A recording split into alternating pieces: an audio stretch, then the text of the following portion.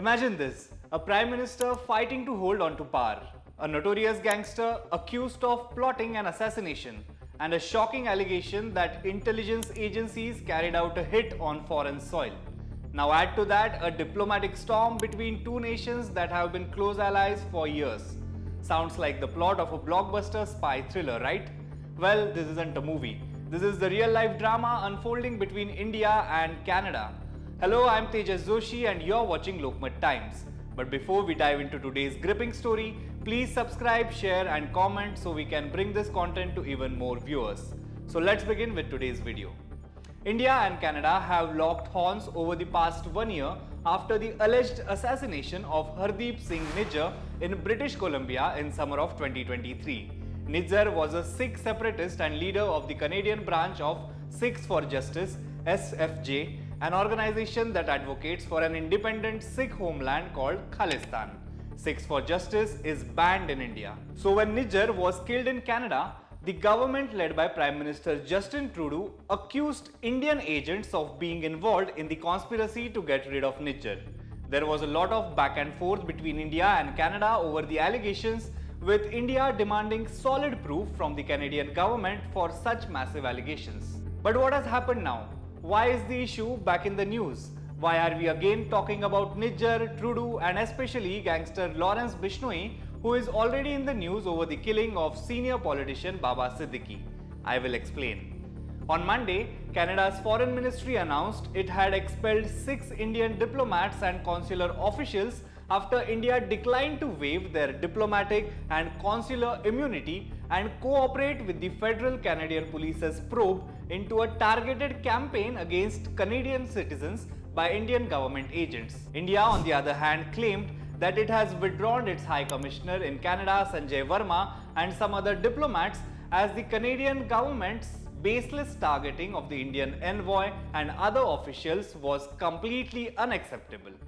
India summoned Canadian Charge d'Affaires Stuart Wheelers and gave an earful to him about the development. India also expelled 6 Canadian diplomats. In a statement, the Ministry of External Affairs listed the names of Canadian diplomats who have been asked to leave the country by or before 11:59 p.m. on Saturday, October 19, 2024. Now comes the bigger plot twist. Soon after India's expulsion of Canada's diplomats, the Royal Canadian Mounted Police (RCMP) alleged they had significant information on broad criminal activity orchestrated by agents of the Government of India. They also claimed that they believed the Indian government was collaborating with the Lawrence Bishnoi gang to spread terror on Canadian soil. Listen in to what the RCMP said.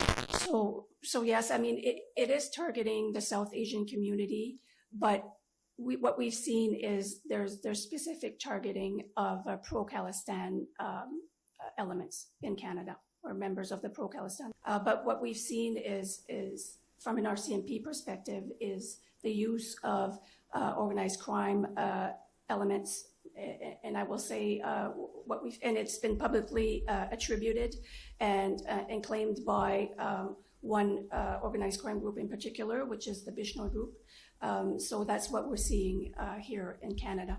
And we believe that that group is connected to agents of the Government of India. India was blunt and straight in its response to the allegations. The Ministry of External Affairs, in a strongly worded statement never before seen for a friendly country, said the Trudeau government's allegations were coming from an agenda. Here is the full statement made by the MEA. We have received a diplomatic communication from Canada yesterday suggesting that the Indian High Commissioner and other diplomats are persons of interest in a matter related to an investigation in that country. The Government of India strongly rejects these preposterous imputations and ascribes them to the political agenda of the Trudeau government that is centered around vote bank politics. Since Prime Minister Trudeau made certain allegations in September 2023, the Canadian government has not shared a shred of evidence with the Government of India despite many requests from our side. This latest step follows interaction that have again witnessed assertions without any facts. This leaves little doubt that on the pretext of an investigation, there is a deliberate strategy of smearing India for political gains. Prime Minister Trudeau's hostility to India has long been in evidence. In 2018, his visit to India, which was aimed at currying favor with the vote bank, rebounded to his discomfort. His cabinet has included individuals who have openly associated with an extremist and separatist agenda regarding India.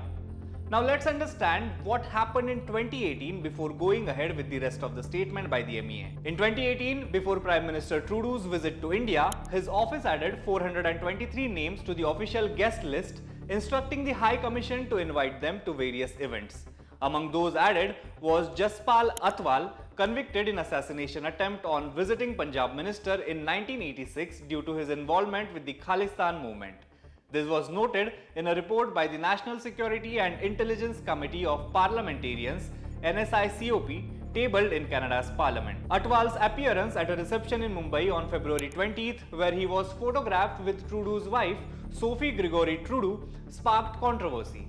His invitation to a subsequent event in New Delhi was revoked after the High Commission intervened. Tensions worsened when Canada's then National Security Advisor Daniel Jean claimed that rogue elements in the Indian government might have attempted to undermine Trudeau's visit. Now let's continue with the remaining statement. His naked interference, Trudeau's, in Indian internal politics in December 2020 showed how far he was willing to go in this regard. That his government was dependent on a political party whose leader openly espouses a separatist ideology vis-a-vis India only aggravated matters. This part of MEA statement is regarding the Canadian Prime Minister extending support to the Indian farmers, most from Punjab and Haryana, during the anti-government protest over 3 agricultural bills introduced by the Modi government. The second part, which talks of ties with the political party which supports separatist ideology in India, is Jagmeet Singh-led New Democratic Party (NDP). Jagmeet Singh is a vocal supporter of Khalistan and has had ties with violent separatist leaders including Hardeep Singh Nijjar. Now back to the MEA statement again. Under criticism for turning a blind eye to foreign interference in Canadian politics, his government has deliberately brought in India in an attempt to mitigate the damage. This latest development targeting Indian diplomats is now the next step in that direction. It is no coincidence that it takes place as Prime Minister Trudeau is to depose before a commission on foreign interference. It also serves the anti-India separatist agenda that the Trudeau government has constantly pandered to for narrow political gains. To that end, the Trudeau government has consciously provided space to violent extremists and terrorists to harass, threaten, intimidate Indian diplomats and community leaders in Canada. This has included death threats to them and to Indian leaders. All these activities have been justified in the name of freedom of speech. Some of the individuals who have entered Canada illegally have been fast-tracked for citizenship. Multiple extradition requests from the Government of India in respect of terrorists and organized crime leaders living in Canada have been disregarded. High Commissioner Sanjay Kumar Verma is India's senior-most serving diplomat with a distinguished career spanning 36 years. He has been ambassador in Japan and Sudan while also serving in Italy, Turkey, Vietnam and China. The aspersions cast on him by the Government of Canada are ludicrous and deserve to be treated with contempt. India, after this statement, summoned Canada's Charge d'Affaires Wheelers, who was told that the baseless targeting of Indian High Commissioner Sanjay Verma and other diplomats and officials was completely unacceptable to India. He was then asked to leave India with 5 other Canadian diplomats. Then came the main man behind all this fuss, Prime Minister Trudeau. Trudeau addressed a press conference and doubled down the theatrics. He accused Indian diplomats of backing a pattern of criminal harassment and violence against Canadians. Addressing a press conference in Ottawa, Justin Trudeau said that the Canadian officials and agencies have tried to work with India's government, but its response has been to deny, to obfuscate, to attack me personally and the integrity of the Government of Canada. Watch what Prime Minister Trudeau said in the press conference. Canada fully respects the sovereignty and territorial integrity of India. We expect the Indian government to do the same for Canada. As Prime Minister, it is my responsibility to provide reassurance to those who are feeling their safety has been compromised, but most importantly, it is my responsibility to take action and to never hesitate in doing what is necessary to protect Canadians. That is precisely what we are doing today. That is why when we started to understand through intelligence agencies that India was possibly, if not probably, behind Nijjar's killing, the killing of a Canadian on Canadian soil last summer, our first choice, our first actions were to reach out, yes, to our Five Eyes partners, but also to the government of India to say, we know this has happened. Work with us to fix this. We don't want to be having this fight, but obviously the killing of a Canadian on Canadian soil is not something that we can ignore as a country. So every step of the way, we have apprised India of what we know. I've spoken directly with Prime Minister Modi. We have engaged with intelligence counterparts. And unfortunately, every step of the way, both after I made the statement in the House of Commons last September and till now, the response of the Indian government has been to deny, to obfuscate, to attack me personally and the integrity of the Government of Canada and its officials and its police agencies. As the India-Canada ties see historic tussle and strain, it is important to understand that there is a part of internal politics in both countries that is playing out in an open space in this case. If we focus on Trudeau, he is trying to come back to power in Canada, but the chances of his re-election look slim at this point of time. His recent demeanours against India only point to his growing political necessity to consolidate the Sikh voter base. Liberals and NDP are seen trailing in the election, and raking up these issues with India could be a way of consolidating voter bank by inciting anti-India feelings among the public.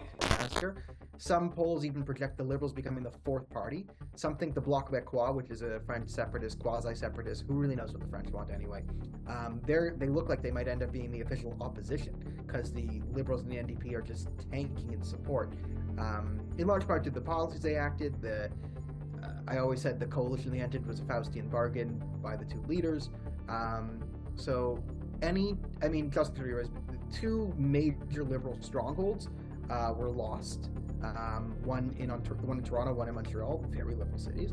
And the NDP almost lost a stronghold out in Manitoba to the Conservatives. Something they usually win by 20 plus points was a very close victory over the Conservatives there. So that's all for today. Do let us know what you think about the worsening India-Canada ties and who you think is responsible for the same. Stay tuned for more such stories.